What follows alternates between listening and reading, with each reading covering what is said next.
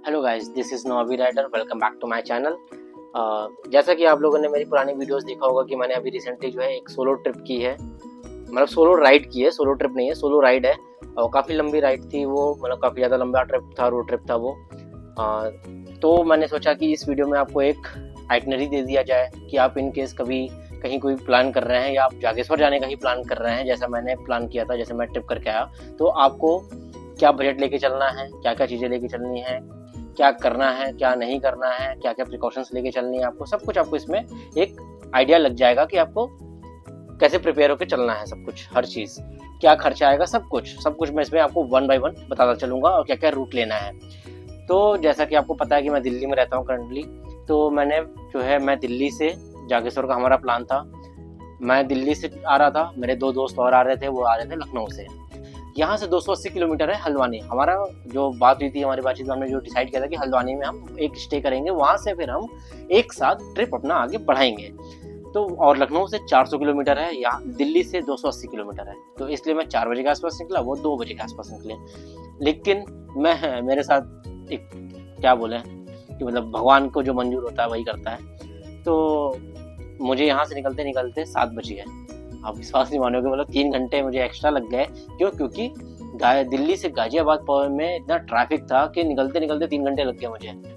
तो इसलिए अगर आप कभी प्लान करो तो आप कोशिश करना कि आप अर्ली मॉर्निंग निकलो, जिससे कि आपको ये ट्रैफिक ना झेलना पड़े।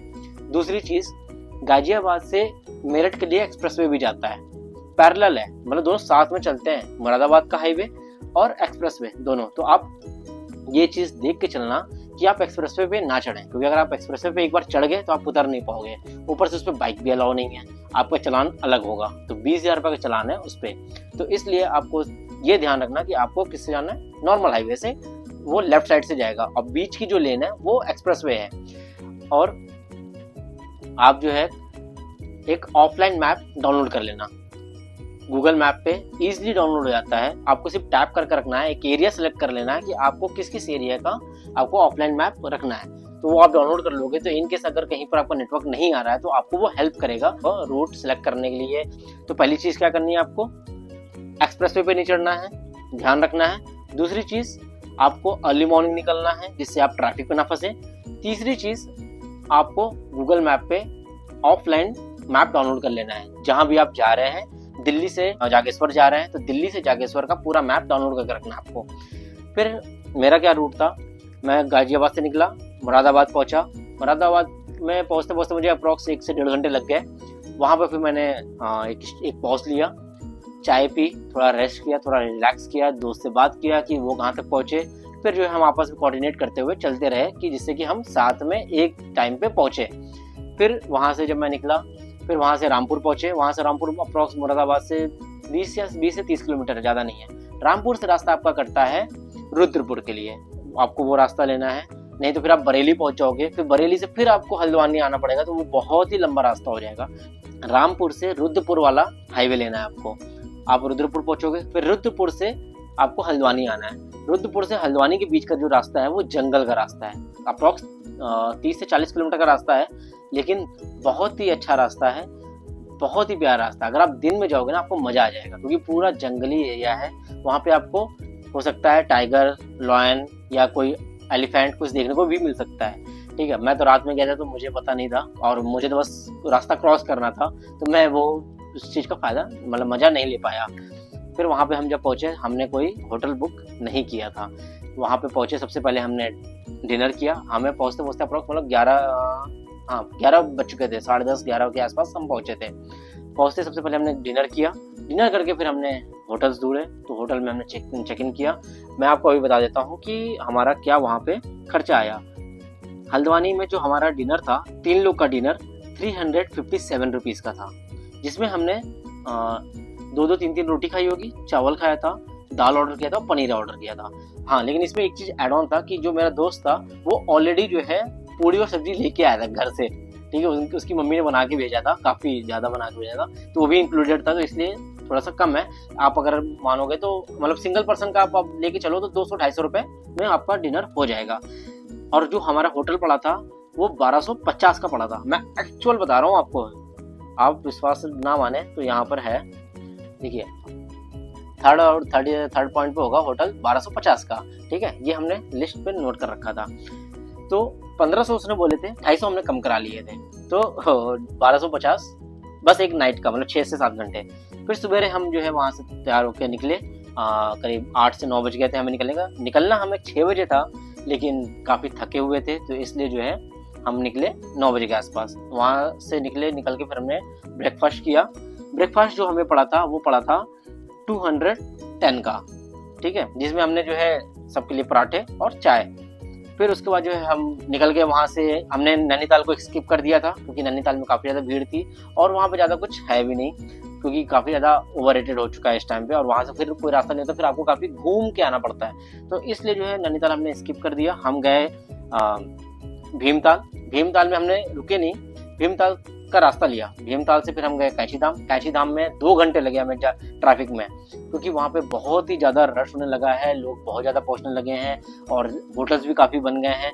तो आप ये मान के चलना कि आप किसी भी टाइम वहाँ पहुँचोगे तो आपको 2 घंटे तो ट्रैफिक में लगने हैं। फिर वहाँ से हम कैंची धाम भी नहीं रुके, हमने स्किप कर दिया, क्योंकि काफ़ी लंबी लाइन लगी हुई थी। तो हमने कहा कि हम स्किप करते हैं, बाद में कभी आएंगे। फिर हम निकल गए रानीखेत का जो रास्ता है भाई, बहुत ही अच्छा रास्ता है। आप जाना, काफ़ी अच्छे पहाड़ मिलेंगे आपको, ग्रीनरी मिलेगी, व्यूज़ काफ़ी अच्छे हैं, रोड काफ़ी अच्छी है और पॉइंट्स बहुत अच्छी है आपको फ़ोटो खींचने के लिए। तो आपको अगर देखना हो, ना विश्वास मेरी बात पे, तो आप मेरा इंस्टाग्राम चैनल देख सकते हैं, वहाँ पे आपको सारी फ़ोटोज़ मिल जाएंगी कि कितना अच्छा प्यारा सिनेमैटिक व्यूज़ है, जहाँ पर आप मतलब हर पॉइंट पे, और आपको कोई दिक्कत भी नहीं है, गाड़ियाँ इतनी आती नहीं है, आप मस्त गाड़ी बीच में खड़ी करके आप फ़ोटो ले सकते हो। ठीक है, तो आप एक बार रानीखेत जाके देखना, मजा आ जाएगा आपको। फिर हम रानीखेत में हमने किया लंच। रानीखेत का जो लंच था हमारा, वो हमारे कॉस्ट किया था 340 रुपए का। ठीक है, तो 340 रुपए का कॉस्ट था हमारा रानीखेत का जो लंच हुआ था। रानीखेत जो है अप्रोक्स वहाँ से 90 किलोमीटर है हल्द्वानी से। फिर वहाँ से जो है हम गए सोमेश्वर में शंकर जी का मंदिर है, वहाँ पे हमने दर्शन किया। वहाँ वो अप्रोक्स वहाँ से 25 से 30 किलोमीटर है रानीखेत से। वहाँ पे हमने दर्शन किया। हमें वहाँ पहुँचते शाम के 6 बज चुके थे। तो हमने अच्छे से दर्शन करके फिर वहाँ से हम निकले बागेश्वर के लिए। बागेश्वर वहाँ से सोमेश्वर से अप्रोक्स 30 किलोमीटर से। तो वहाँ पे पहुँचते हमें 9 बज गए। आपको सबसे बड़ा सजेशन मेरा यही रहेगा कि जब आप ट्रैवल कर रहे हो तो कोशिश करना कि पहाड़ों में आपकी जो डेस्टिनेशन है वहाँ पे आप शाम को जल्दी पहुँच जाओ, मतलब कि अंधेरा होने से पहले, क्योंकि अंधेरे में क्या होता है कि वहाँ पर आपको कोई रोड लाइट नहीं मिलेगी, रोड थोड़ी पतली है और वहाँ पे आपको थोड़ा जंगली एरिया भी है, तो आपको एनिमल्स आ सकते हैं, शेर आ सकता है, कोई भी जानवर आ सकता है, और क्या कहते हैं आपको कोई हेल्प नहीं मिलेगी, क्योंकि लोग बहुत कम बाहर होते हैं वहाँ पे, क्योंकि अप्रॉक्स वहाँ पे 7 बजे के बाद कोई आपको देखने को नहीं मिलेगा, क्योंकि बीच बीच में गाँव मिलेंगे, कोई बड़ी सिटी नहीं है। ठीक है, और ज़्यादा लोग आते जाते भी नहीं है। बीच बीच में जो है आपके वाटरफॉल्स भी हैं, जिसकी वजह से दिक्कत होती है, क्योंकि हमें एक इंसिडेंट मिला था कि रात में हम जब जा रहे थे तो एक वाटरफॉल पड़ा था, जो उसके ऊपर से वो ब्रिज बना रहे थे। अब उस ब्रिज वजह से क्या था ना कि राइट साइड का जो एरिया था वो टूटा हुआ था, वो भी प्रिपेयर नहीं था। लेफ्ट साइड का थोड़ा सा पार्ट था जिसमें से एक गाड़ी सिर्फ जा सकती है, वो पार्ट जो है बना हुआ था। अगर हमारे पास एक्स्ट्रा फॉग लैंप ना लगा होता, मेरे दोस्त की गाड़ी में लगा था, मेरी गाड़ी नहीं था, मैं तो निंजा से गया था जो कि सुपर बाइक है, ठीक है, आपको पता होगा, तो उसमें कोई फॉग लैंप नहीं लगे थे, सिर्फ 2 हेड लैंप है, उन पे ही चल रहा था। वो मेरे दोस्त की जो गाड़ी थी, वो बाइक थी, वो थी मिट्योर, उसमें उसने एक्स्ट्रा 2 हेड फॉग लैंप लगवा रखे थे, जिसकी वजह से हमें काफ़ी ज़्यादा कवरेज मिल रही थी, वाइड एंगल मिल रहा था। ठीक है, तो उससे हमें ये पहले से पता चल गया कि यहाँ पर ये डैमेज है, तो हम अपने आप को बचा पाए, अदरवाइज शायद हो सकता था कि कुछ इंसिडेंट हो जाता। तो इसलिए आपको ये सजेशन रहेगा कि अंधेरा होने से पहले आप अपने डेस्टिनेशन पे, या फिर जहाँ आप अगर हो सके तो उसी के नियर बाई जहाँ पर आप पहुँचे वहाँ पर आप स्टे ले लें। ठीक है, फिर हम जो है बागेश्वर पहुँचे। बागेश्वर पहुँचने के बाद हमने वहाँ पर स्टे लिया। वहाँ पर भी हमने कोई स्टे बुक नहीं किया था, हम वहाँ पर जाके सबसे पहले हमने वहाँ पर स्टे देखा। वहाँ का जो स्टे था मैं बता देता हूँ आपको, 1000 का होटल था, 3 लोग के लिए, 1 रूम था, एक रूम में ही क्वीन साइड बेड था, जिसमें तीनों आराम से आ गए थे। तो वो हमने होटल लिया और हमने वहाँ पर जो है डिनर किया। जो डिनर कॉस्ट किया वहाँ पे हमें 810 रुपीज़ का। ठीक है, क्योंकि जैसे जैसे आप दूर जाओगे वहाँ वैसे वैसे आपके प्राइसिंग जो है वो बढ़ती जाती है, क्योंकि जो अन्न होता है, जो अनाज है, वो लैंड से, हमारी तरफ से यूपी बिहार से इधर से ही जाता है, तो इसलिए वहाँ पर थोड़ा सा कॉस्टली हो जाता है। ठीक है, तो डिनर जो है हमारा हुआ 810 का और 1000 का होटल बुक हुआ। ठीक है, ये हमारा खर्चा था डे 2 का। और बागेश्वर में क्या हुआ था कि होटल में भाई उनका गीजर नहीं चल रहा था, ठंडे पानी से नहाना पड़ गया। लेकिन ये था कि जोश था कि भाई मंदिर दर्शन करना है, तो हम नहाए। अप्रॉक्स टेम्परेचर वहाँ का रहा होगा 7 या 8 का। ठीक है, उसी ठंडे पानी से हम नहाए, नहा के फिर हम जो है फटाफट बढ़िया सा जो है दर्शन किया हमने बागेश्वर का। आपको वीडियो मिल जाएगी, थर्ड पार्ट होगा जिसमें जो है हमने बागेश्वर के दर्शन कराए हैं आपको बढ़िया।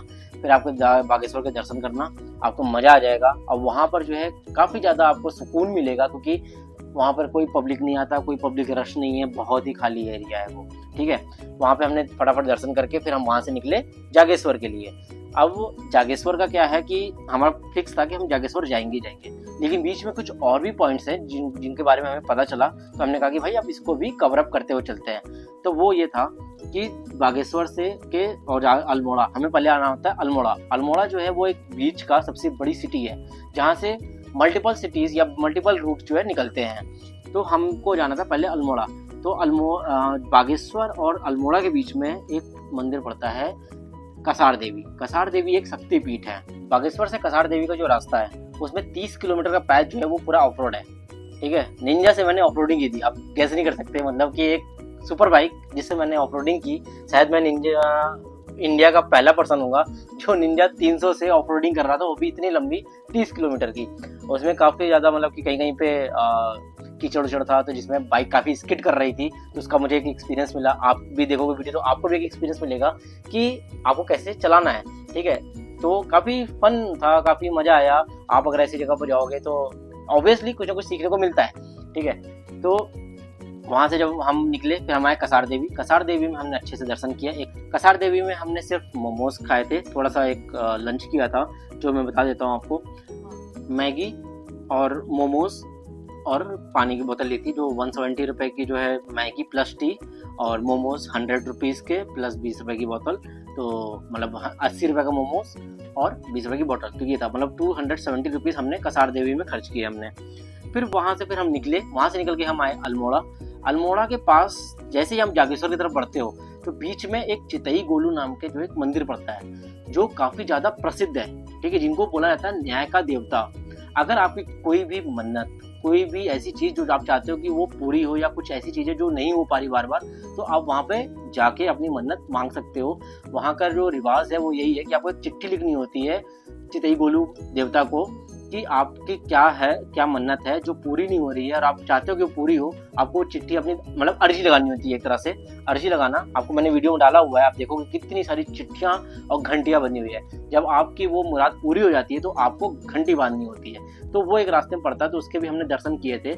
आप भी कभी जाना तो आप करना दर्शन। आप और आपको ये चीज़, और आपको कोई काम फंसा हो जो नहीं हो रहा है, तो आप वहाँ पे आप पूरा करा कि मतलब पूरा होने के लिए अर्जी लगा सकते हो। ठीक है, फिर वहाँ से हम निकले जागेश्वर के लिए। जागेश्वर वहाँ से अप्रॉक्स 30 किलोमीटर है, और वहाँ पर भी हम शाम का ब्रेकफास्ट किया था। तो वो जो था वो 220 रुपीज़ का पड़ा था हमें। हमने वहाँ पे पकौड़ी, चाय और ब्रेड पकौड़े यही खाए थे। वहाँ से खा के फिर हम निकल गए जागेश्वर के लिए। जागेश्वर पहुँचते पहुँचते हमें वहाँ पर भी 8 बज गया, मतलब अप्रॉक्स हर जगह हमें अंधेरा हो ही गया।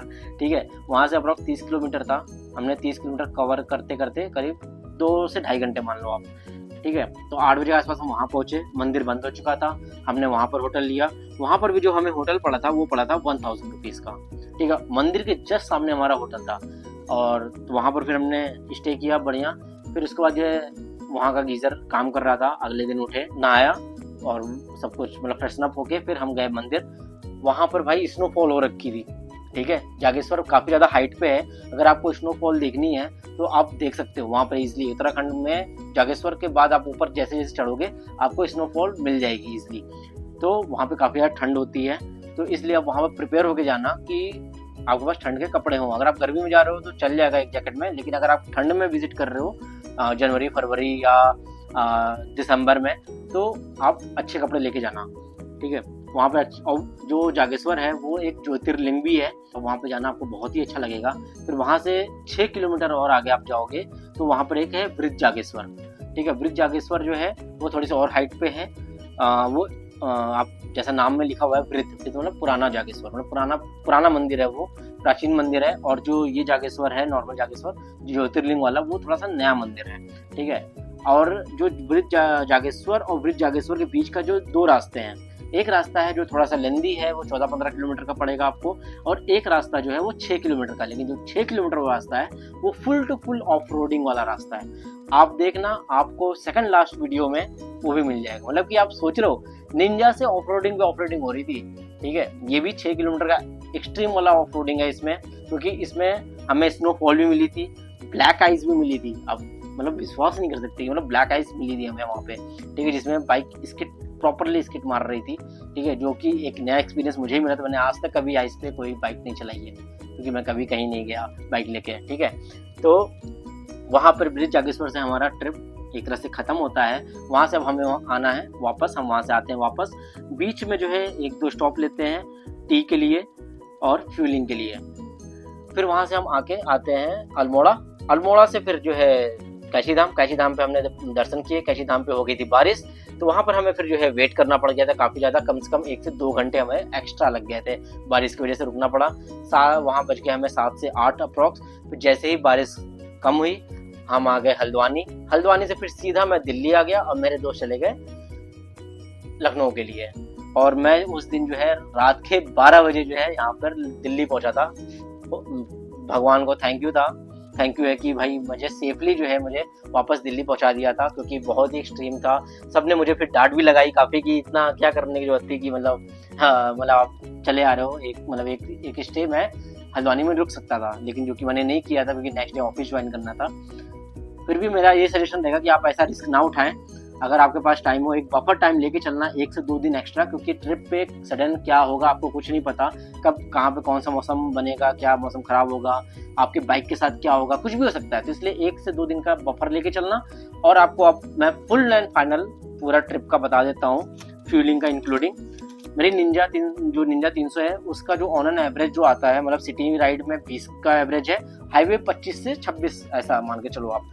जो मेरी फर्स्ट फ्यूलिंग हुई थी वो हुई थी 1000 रुपीज़ की दिल्ली में। मैं यहाँ से फुल टैंक करा के गया था, फुल टैंक हुई थी, ठीक है। उसकी ये स्लिप है, वैल्यू नहीं दिखेगी इसमें, लेकिन फिर भी इसमें मैं दिखा देता हूँ आपको। ये फर्स्ट स्लिप है, ये है सेकंड स्लिप जो मैंने फ्यूलिंग कराई थी हल्द्वानी में, 900 की है अप्रॉक्स, ठीक है। तो ये आप जोड़ते रहना, 900 प्लस 1000।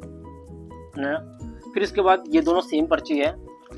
जब मैं वापस आ रहा था जागेश्वर से निकलने के बाद ये फ्यूलिंग, मतलब कि हल्द्वानी में 900 की फ्यूलिंग कराई थी, फुल टैंक हुई थी, वहां से पूरा चक्कर मारा मैंने, ठीक है। जागेश्वर से जब निकला तब मैंने फ्यूलिंग कराई थी 1000 रुपीज़ की। ये आप देख रहे होगे, ये 1000 लिखा हुआ है, ये 1000 की फाइनल फ्यूलिंग थी। इससे ही मैं वापस दिल्ली तक आ गया था। तो अगर ओवरऑल देखा जाए तो मेरा जो है 3000 रुपीज़ सिर्फ फ्यूलिंग पे खर्च हुआ है। 2000 प्लस 9 मतलब 2900 रुपीज़ खर्च हुआ है मेरे फ्यूलिंग पे।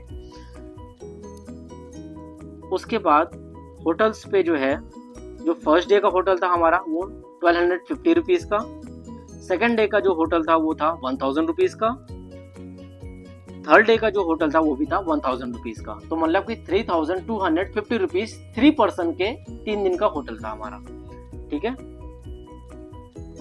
फिर उसके बाद जो है जो खाने का खर्चा हमारा हुआ, डिनर का 472 जो फर्स्ट डे था, फिर ब्रेकफास्ट जो नेक्स्ट डे 340, 290 का लंच, 810 का डिनर, फिर उसके बाद नेक्स्ट डे का 80 रुपीज़ का breakfast, 170 rupees plus 100 rupees momos and पानी, वो मिला 270 रुपीज़ का हमारा बीच का lunch. High tea same day का, मतलब सेकंड डे का 220 और 520 रुपीज़ का डिनर। फिर उसके बाद जो है नेक्स्ट डे जो है, जो मतलब जब हम वापस आ रहे थे उस दिन का 380 रुपीज़ का ब्रेकफास्ट, 210 रुपीज़ का टी, बीच में हम पॉज लेके हमने टी और साथ में जो है पकौड़ी वकौड़ी खाई थी हमने। फिर मैगी खाई थी हमने यहाँ पे कैची धाम में, जब हम फंस गए थे, तो 225 रुपीज़ का मैगी। तो जो टोटल मेरा खर्चा हुआ ओवरऑल वो 2400 रुपीज़, मतलब ये था हमारा खाने पीने और होटल का खर्चा मेरा 2400 रुपीज़, और 3000 रुपीज़ आप मान लो उसका मोटा मोटा। तो मतलब अप्रॉक्स 5,500 रुपये आप मान सकते हो, मतलब 5,000 एक तरह से देखा जाए तो मेरे 5,300 रुपये खर्च हुए पूरे ट्रिप पे। और ये पूरा जो ट्रिप है अप्रोक्स जो है 1000 के आसपास मान सकते हो, जो किलोमीटर है वो 1000 किलोमीटर के आसपास की ड्राइविंग है। और इसमें जो है आपका 5,500 रुपये आप मान सकते हो कि आपका खर्चा हो सकता है। आप थोड़ा सा और बजट टाइट करते हो या फिर आप और थोड़ा सा आगे बढ़ते हो और आप अगर थोड़ा सा प्रीमियम या लाइविश फील लोगे तो हो सकता है पर खर्चा बढ़ सकता है। और ये 3 लोग का खर्चा है, जो होटल का खर्चा था 3 लोग थे हम। अगर आप सोलो हो गए तो ऑब्वियसली वो 1000 रुपीज़ आपके ऊपर अकेले बियर करना होगा। और आप 2 लोग हो या 3 लोग हो तो आपको भी ऐसे ही पड़ेगा। तो अगर मैं मानूँ तो आप 5 से 6,000 रुपये में अच्छा खासा ट्रिप कर लोगे। आपको और कोई क्वेरी होगी तो आप मुझे DM करो, मैसेज करो, कमेंट कर सकते हो और मेरे इंस्टाग्राम पे जुड़ के मुझे पर्सनली पिंग कर सकते हो। मैं आपके मैसेजेस का रिप्लाई जरूर करूंगा। और आपको कोई भी क्वेरी है, कोई भी डाउट है, आप कांटेक्ट करो मुझे, मैं आपके क्वेरी को सॉल्व करने की कोशिश करूंगा। और आपको वीडियो कैसी लगी कमेंट करके प्लीज़ बताएं। और मिलते हैं आपसे अगले ट्रिप पे ऐसी एक्साइटिंग वीडियो और ऐसी इन्फॉर्मेटिव वीडियो बना। मेरे चैनल को सब्सक्राइब कर लें और वीडियो पसंद आई हो तो लाइक कमेंट सब्सक्राइब करें। चलिए, और इनकी तरफ से भी थैंक यू। ये पसंद आया आपको कि नहीं आया, जल्दी से कमेंट करके बताओ। Bye bye.